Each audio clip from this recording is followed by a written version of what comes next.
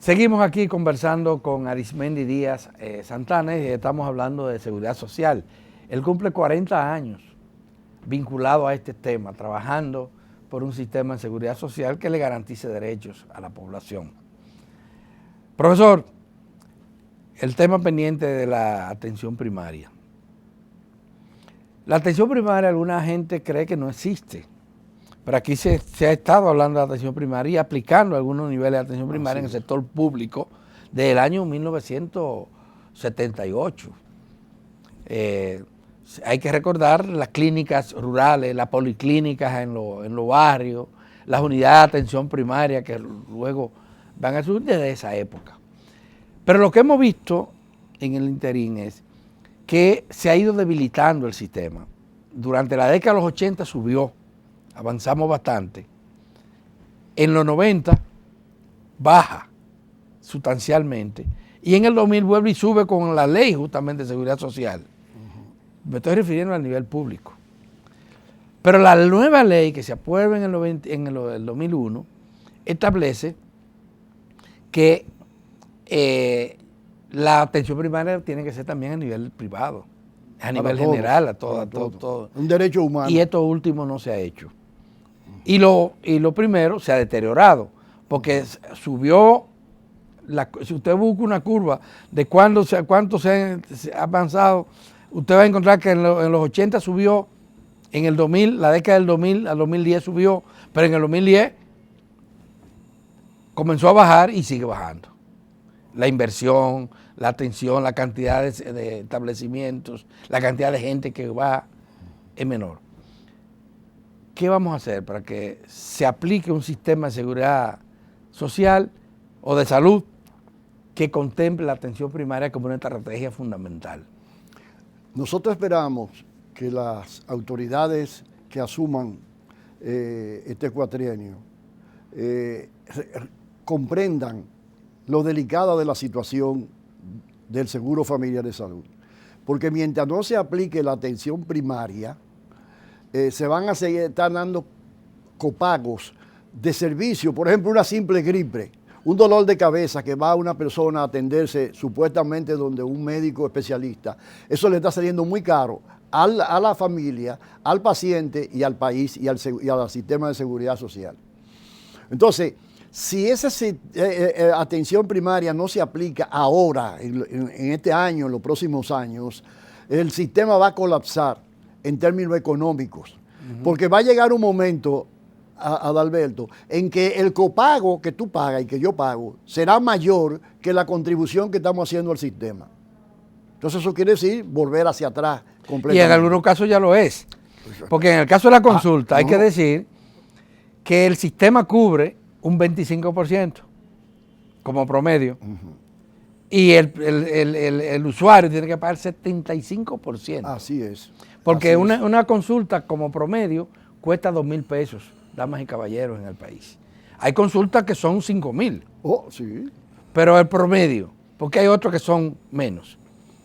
Y el sistema nada más descubre 500 pesos, 500 y algo de pesos al médico. Y el médico establece la tarifa. Con toda la razón del mundo, porque sí. yo nunca me he explicado, y se lo he dicho mucho a los administradores de riesgo de salud, yo nunca me he explicado por qué, si se ha elevado como 10 veces la cápita en los años que tiene la seguridad social, por qué prácticamente se ha mantenido congelado el costo de la consulta médica.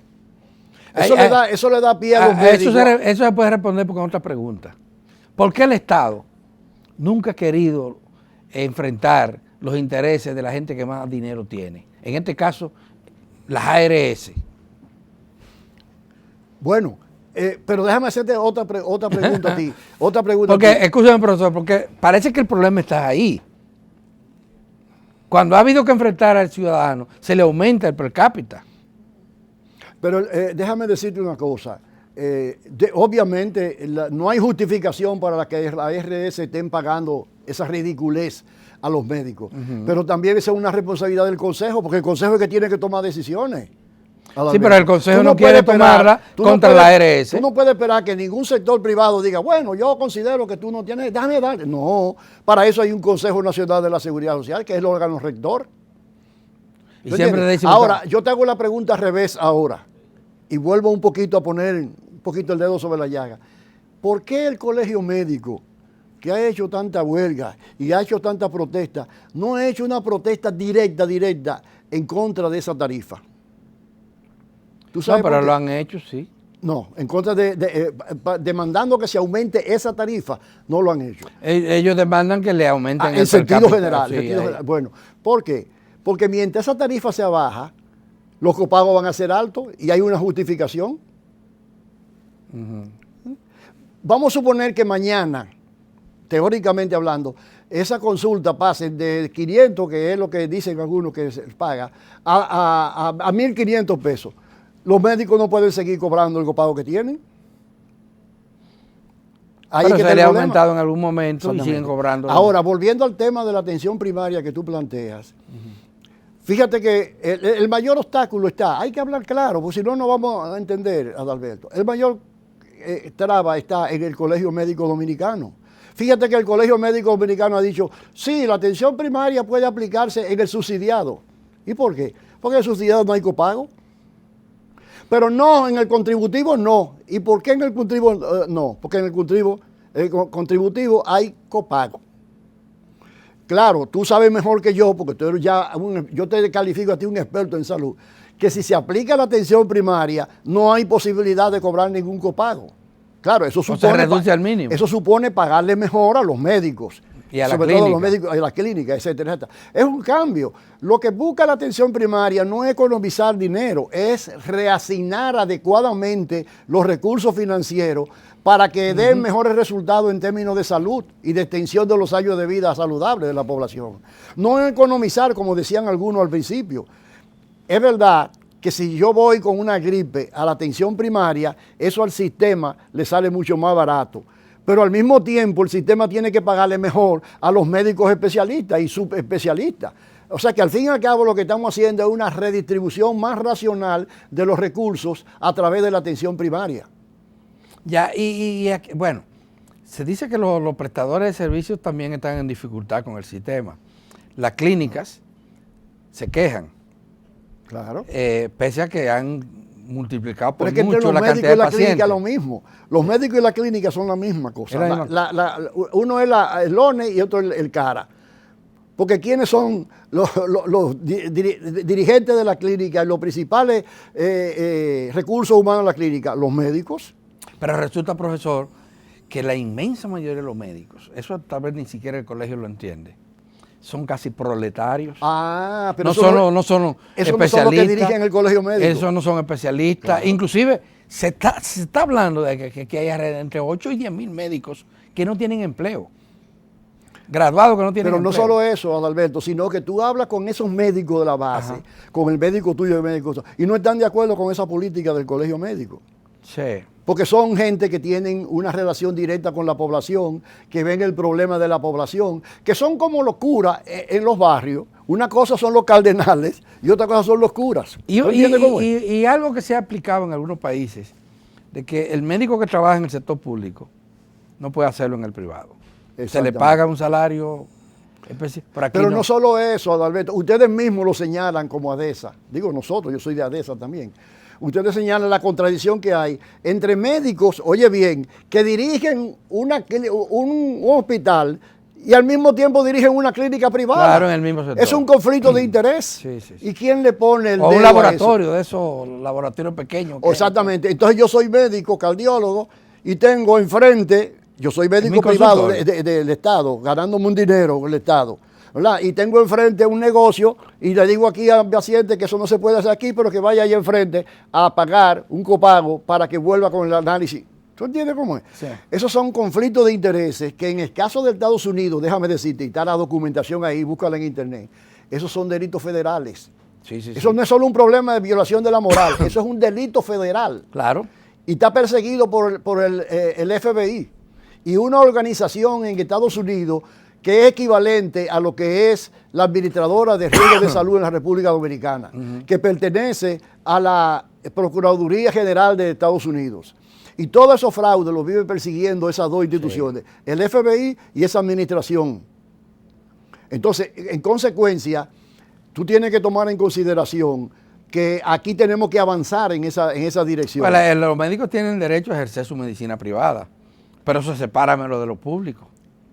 Sí, que ese es el tema. Pero el Estado no tiene ninguna regla para eso. Volvemos a lo mismo. Porque hay médicos que tienen 4 empleos. Sí, pero exactamente. Mira, hay una investigación que se hizo aquí donde dice que había más de 10,000 médicos que no asistían a los hospitales. Y que el promedio, hay muchísimos médicos que se dedican muchísimo. Yo conozco gente que hay que poner un monumento en médico en cuanto a dedicación, en cuanto a empatía con la población, con los pacientes, etcétera. Totalmente. La mayoría son así, pero hay una minoría que ni siquiera se aparece por los hospitales.